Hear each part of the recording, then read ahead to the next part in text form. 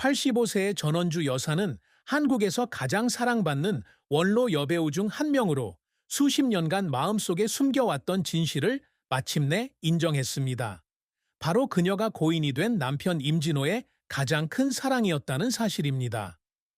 전원주는 1939년 9월 20일 북한 개성공업지구에서 태어났으며 당시 한반도는 아직 일본의 지배를 받고 있었습니다. 그녀는 전쟁, 분단, 빈곤이 수백만 명의 운명을 좌우했던 격동의 역사 속에서 자랐습니다. 150cm의 적당한 키와 밝은 미소로 그녀는 상상할 수 없는 어려움을 극복하고 한국 연예계의 회복력과 재능의 상징이 되었습니다. 1960년대 TV 드라마의 조연부터 고맙습니다, 자기 맘대로 살아요 등의 히트작에서 따뜻한 할머니 역을 맡기까지 전원주는 관객들에게 깊은 인상을 남겼습니다. 1969년부터 2013년 남편이 사망할 때까지 고등학교 교사이자 아마추어 작가인 임진호와 결혼 생활을 한 그녀의 인생은 열정, 희생, 눈물의 여정이었습니다. 2024년 8월 KBS에서 진행된 이례적인 인터뷰에서 전원주는 자신의 인생 최고의 사랑에 대한 질문에 눈물을 흘리며 저는 항상 그에게 제가 부족할 거라고 생각했지만 이제 알게 됐어요. 저는 그의 인생 최고의 사랑이에요. 라고 말했다. 85세의 나이에 한 이 고백은 감정적인 순간일 뿐만 아니라 기쁨이 항상 고통과 얽혀있는 감정적 삶에 대한 확인이기도 합니다. 전원주의 인생에서 가장 큰 슬픔은 2013년 폐암과의 오랜 투병 끝에 사랑하는 남편 임진호를 잃은 일이었습니다. 임진호는 그녀의 인생의 동반자일 뿐만 아니라 40년 이상 그녀의 경력을 뒷받침하기 위해 무대 뒤에서 지지해준 그녀의 친구이기도 했습니다. 두 사람은 1967년 만났는데 당시 전원주는 작은 역할에 어려움을 겪고 있었고 임진호는 서울의 한 고등학교에서 문학교사로 일하고 있었습니다. 두 사람의 사랑은 문학과 예술에 대한 대화에서 꽃을 피웠고 1969년 결혼했을 때 전원주는 인생의 폭풍 속에서도 안전한 항구를 찾았다고 느꼈습니다. 하지만 2011년 임진호가 암 진단을 받으면서 그녀의 세상은 무너졌습니다. 그녀는 그를 병원에 데려가고 항암 치료를 받는 동안 그의 손을 잡고 그가 걱정하지 않도록 미소를 지으려고 노력하던 시절을 기억합니다. 2013년 어느 가을 아침 그가 세상을 떠났을 때 전원주 씨는 마치 자신의 심장의 일부가 찢어진 것 같은 기분을 느꼈습니다. 그녀는 서울의 작은 아파트에서 혼자 앉아 그의 빈 의자를 바라보며 울기도 했다고 말했습니다. 그가 없이 계속 살 수 있을지 궁금했다고 합니다. 그녀는 그들이 아직 이루지 못한 꿈, 예를 들어 수년간 계획해온 일본 여행을 떠올리며 슬픔을 더욱 깊어졌습니다. 10년이 넘은 세월이 흘렀지만 전원주는 아직도 그 아픔을 간직하고 있다. 그녀의 가슴 속에는 결코 아물지 않는 상처가 있다. 전원주의 경력은 연예계에서 힘든 초기 시절을 거쳐 한국에서 가장 존경받는 베테랑 여배우 중 한 명이 되기까지의 인내와 열정의 이야기입니다. 1939년 개성에서 태어난 그녀는 가난한 노동자 계층 가정에서 자랐습니다. 그녀의 아버지는 섬유 공장에서 일했고 그녀의 어머니는 거리에서 물건을 팔아 4명의 형제 자매를 부양했습니다. 그녀가 11살 때 한국전쟁이 발발하여 그녀의 가족은 남쪽으로 피난을 떠나 결국 서울에 정착하게 되었습니다. 그 힘든 상황 속에서 전원주는 집 근처 작은 극장에서 상영되는 영화를 보며 위안을 얻었고 배우가 되는 꿈을 꾸기 시작했습니다. 그녀는 서울 덕성여고를 졸업한 후 몇 년간 초등학교 교사로 일했지만 연기에 대한 그녀의 열정은 결코 식지 않았습니다. 1963년 그녀는 24세의 나이로 TBC 시리즈 오디션을 보고 조연으로 캐스팅되면서 그녀의 경력이 시작되었습니다. 전원주에게 가장 힘든 시기는 1960년대였다. 그녀는 잘 알려지지 않은 텔레비전과 영화 작품에서 하인부터 가난한 엄마까지 주로 조연을 맡았습니다. 그녀는 직업을 사랑했지만 감독들로부터 거절과 혹독한 비판을 자주 받았고, 그로 인해 그녀는 드레싱룸에서 여러 번 눈물을 흘리기도 했습니다. 어느 날 그녀는 스타적 카리스마가 부족하다는 이유로 영화 역할에서 제외된 후 집으로 가는 버스 안에서 꿈을 포기해야 할지 고민하며 울었습니다. 하지만 임진호의 지지와 그녀의 끈기가 그녀를 계속 나아가게 했습니다. 그녀에게 큰 성공은 1980년 MBC 드라마 전원일기에서 열심히 일하는 엄마 역을 맡으면서 찾아왔다. 이 역할을 통해 그녀는 처음으로 인정을 받았고, 청중은 그녀의 따뜻한 미소와 감성적인 목소리를 기억하기 시작했습니다.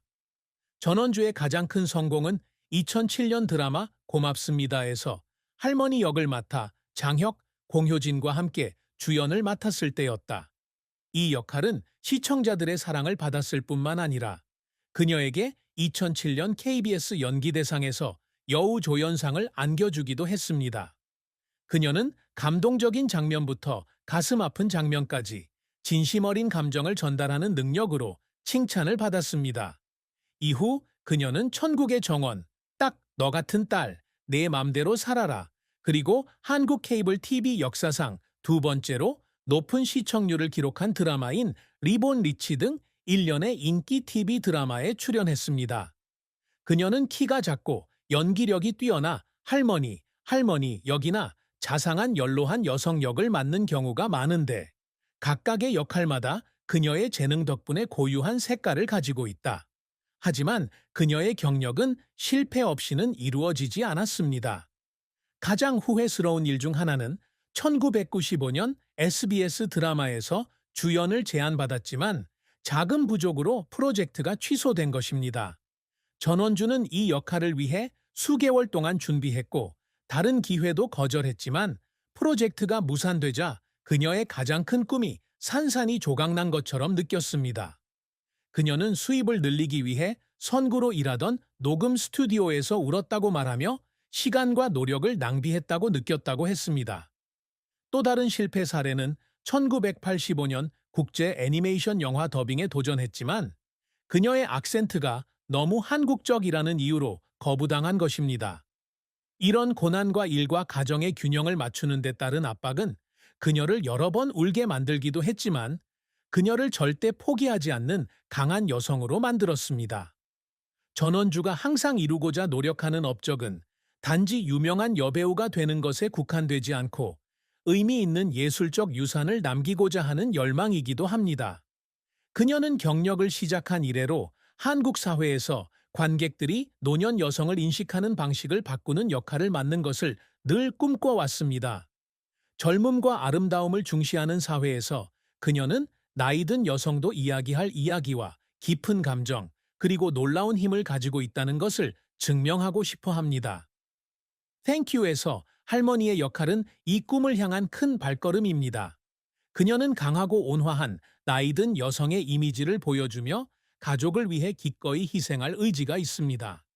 이 역을 맡은 후에도 그녀는 깊이 있는 역할을 계속 선택했는데, A Daughter Just Like You에서는 병으로 어려움을 겪는 어머니를, Live Your Own Life에서는 회복력이 강한 할머니를 연기하며 관객들에게 영감을 주었습니다. 전원주는 연기 활동 외에도 영감을 주는 사람이 되기 위해 노력한다.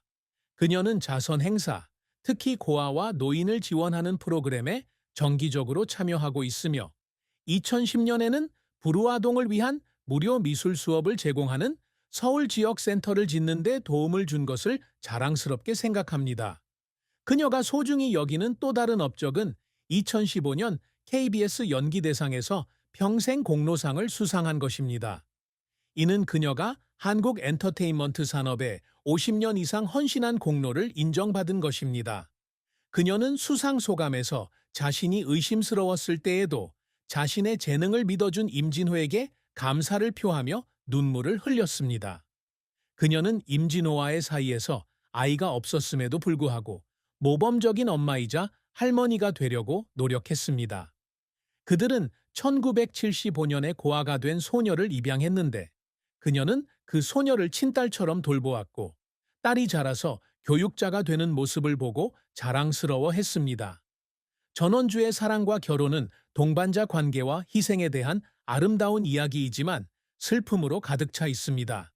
그녀는 1967년에 작은 역할에 어려움을 겪고 있던 임진호를 만났고 그는 열정적인 문학교사였습니다.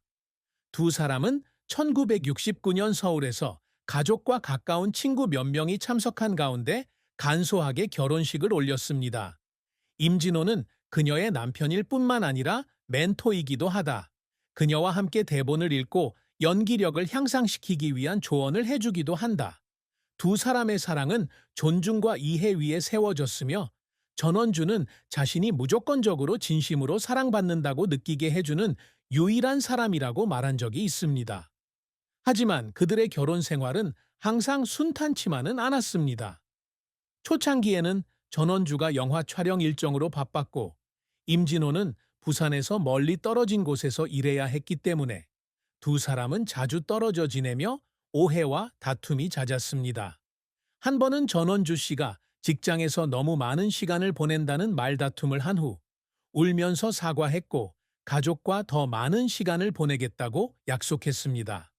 그녀가 사랑에 있어 가장 큰 슬픔을 느낀 것은 임진호가 자신의 경력을 지원하기 위해 조용히 재정적 어려움을 견뎌왔다는 사실을 알았을 때였다.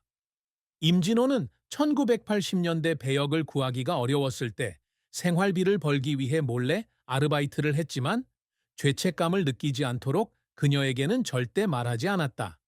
그녀는 1985년에 진실을 알게 되었을 때 울면서 그를 껴안았습니다. 그의 희생에 충분히 감사하지 못했다는 생각이 들었습니다. 이러한 슬픔은 그가 2013년에 세상을 떠나면서 더욱 깊어졌고 그녀는 감사의 말을 충분히 전하지 못한 것을 후회하게 되었습니다.